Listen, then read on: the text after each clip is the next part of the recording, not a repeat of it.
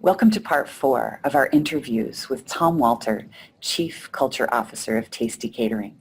I'm Julie with Deeper Funner Change, and my team member Karen will be interviewing Tom about the fact that Tasty is no longer just a tasty story. Tasty Catering has evolved into 9 different businesses started by staff. If you haven't yet watched part 1 of this series, we recommend starting there. Welcome back to our final segment of interviews with Tom Walter, at least for now. We might be lucky enough to get more of him. The former CEO and current Chief Culture Officer of Tasty Catering. Tom, this is about the future. And one of the reasons I think you're in such great demand as a speaker, because a lot of business leaders across the United States and even internationally want to get a piece of you. They want to hear your stories and they want to learn from you. One of the things you're famous for is growing other companies, because Tasty Catering is much more than just Tasty Catering now. And you're famous for growing young potential leaders. There's no glass ceiling at Tasty Catering. Can you just talk a little bit about that, how you've helped create what might have seemed like impossible futures for some of your team? Tell stories. Well, I think it all started with a young lady named Erin, who is Jamie's partner in New Fork. She had this idea when we were creating our values here, our culture, our BHAG, which is Big Hairy Audacious Goal, is to build a great enduring company with the most recognized and respected brands in our industry. And I raised my hand because I couldn't speak at the table, and I said, the question, where's catering? And Erin, she was mid-20s, brilliant young lady, said, if we put catering there, all we're ever going to be is a caterer. If we leave it out, whatever we do, wherever we go, we're going to follow this. I thought, really? Really? How prophetic she was. Because we have 9 companies have grown out of Tasty Catering that we have an equity position in. And an additional 5 companies that we've lent money to that we just have, it's just an interest loan that we've invested. But those are 14 companies started by employees that came up with ideas, young people. The oldest one, I think, was about one company, they had a 40-year-old, and the other company had 3 people in their mid to late 30s.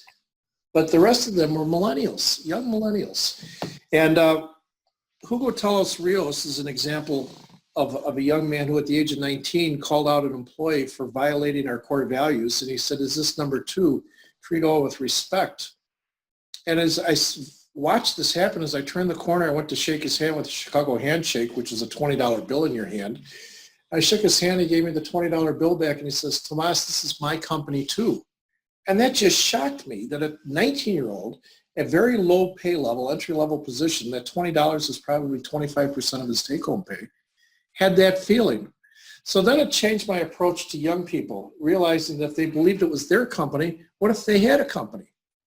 And because number 6 of our core values is an enduring culture of individual discipline, that when Jamie was in charge of our communications and Erin was in charge of our marketing, they decided to start their own communications and marketing company. Well, why not?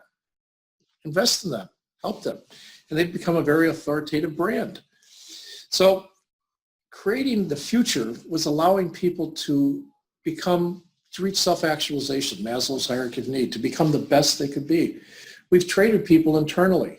We have a young lady named Karen that was working in our corporate sales team at Tasty Catering while she went through college, got her degree in communications.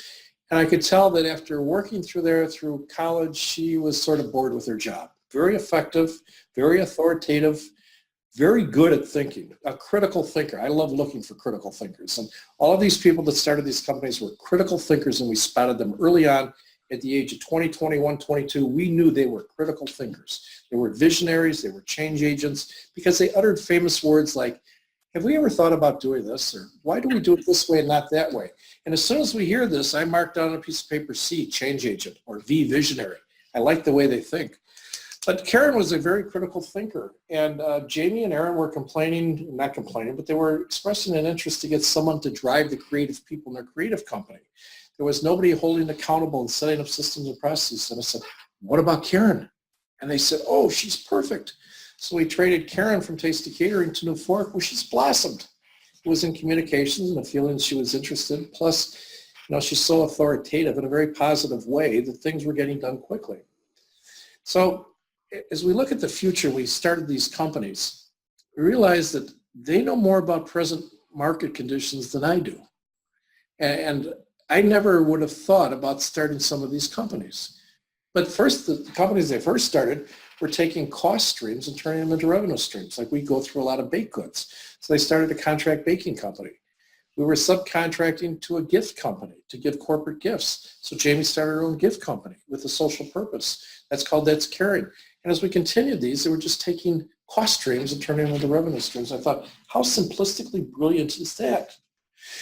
So then they started balancing it for those people that couldn't come up with a creative idea. Let's start real estate investments. So people could borrow money from our company, TUI Capital, which is an employee assistance program, and invest in suppressed real estate with potential for growth.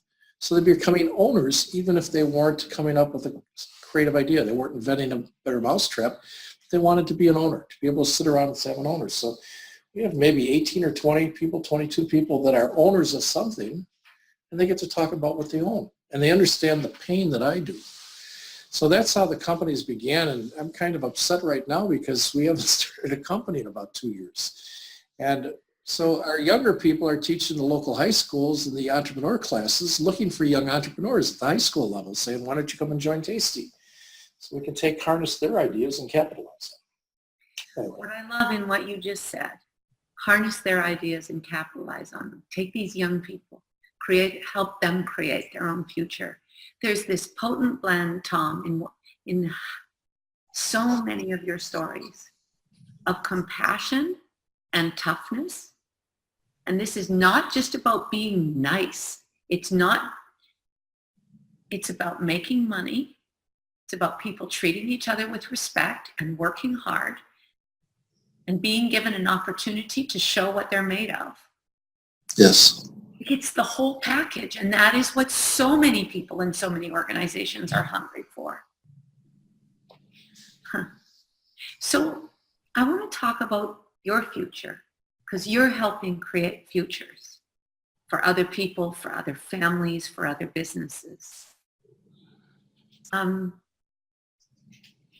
Who's the next Chief Culture Officer at Tasty Catering? You told me you're almost 70. What's next for you? Probably a casket or a cask.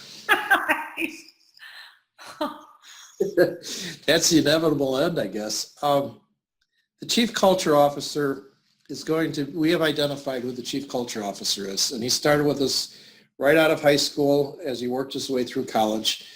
And he was only the second person to say he wanted my job. He said he was totally wasted at doing his job. We gave him progressively more important critical positions in the company. And he told Tim, who's our CFO, and Tim has now emerged almost as my senior leader because Tim is taking over. Tim is 35 years old, and Tim has started all these companies. He's been involved in the start of all these companies. And but he doesn't want to be the hands-on CEO type. He just wants to be like chairman of the board. So this young man, Cornell, approached him and he said, you're wasting your money paying me. I can do my job blindfolded. I could do it hungover. And it's a very important, critical job. He was like the operations director. And so Tim said, what would you like to do? He said, I want to do Tom's job. I want to be in charge of everything. I want to be the Chief Culture Officer, be in charge of people. So they put him on a 4-year plan, and he's just finished 2 years. He'll finish 2 years January 1st. And he is slowly emerging as my replacement. And everybody in the company knows it. Everybody knows he's my number 2. And my brother Larry had a very unfortunate illness develop.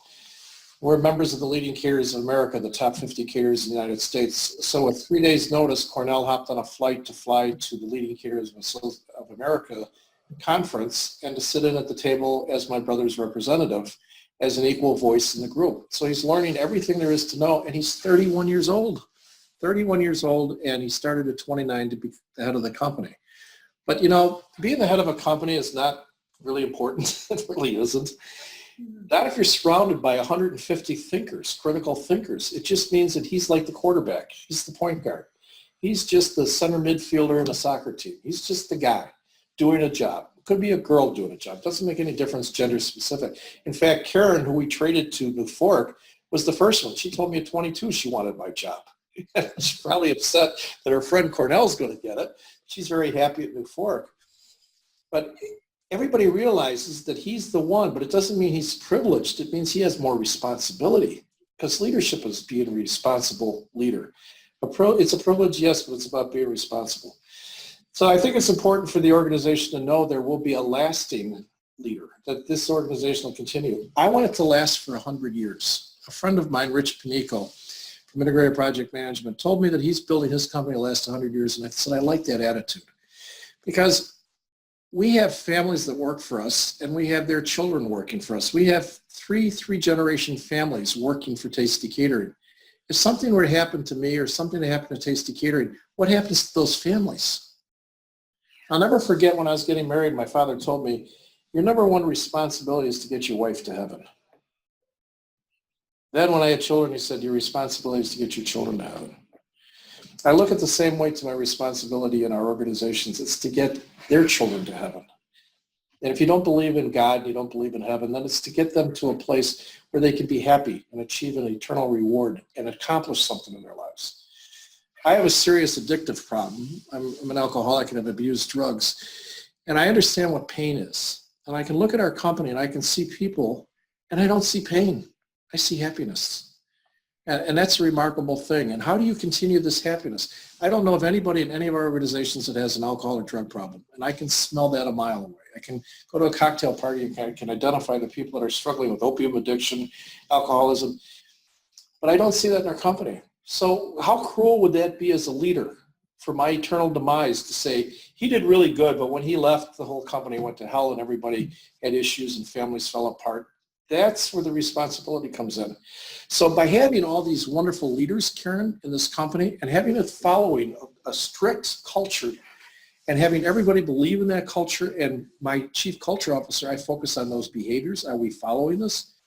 That means that when I go, hopefully the company will continue, because we've identified number twos at every level, number threes. We have people that are in their 20s being groomed to become operations director in 20 years. And that's their goal. That's what we want them to do. It's exciting stuff. Well, in the last few seconds that we have, I'm wondering what you would love to offer as your parting words to people who are listening, people who are either working in organizations where they see potential, maybe leading organizations, or maybe consultants, people who want to help. I believe that What everybody are your is... commandments or your rules for us, or your suggestions? Well, it's just acquired wisdom or learned wisdom.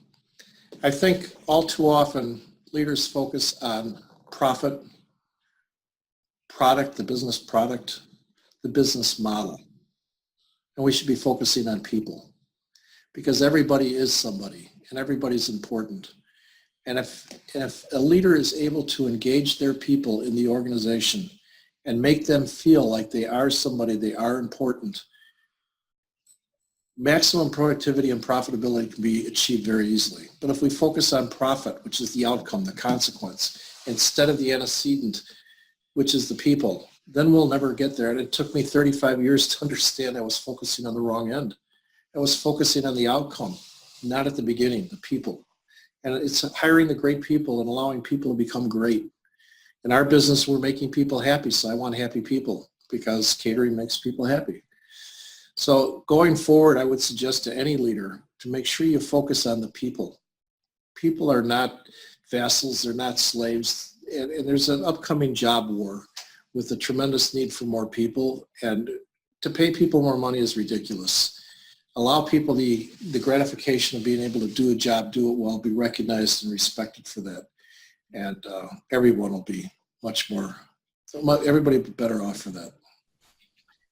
Well, you and your colleagues at Tasty Catering and all of these other companies that have grown as a result of your work together are living proof that this people-centered, profitable, radically collaborative way of working is possible.